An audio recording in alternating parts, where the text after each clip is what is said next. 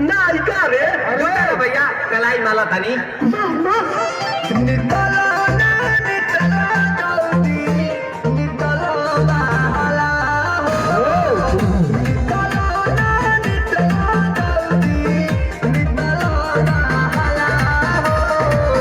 मिले थाती बंद करिए प्लीज।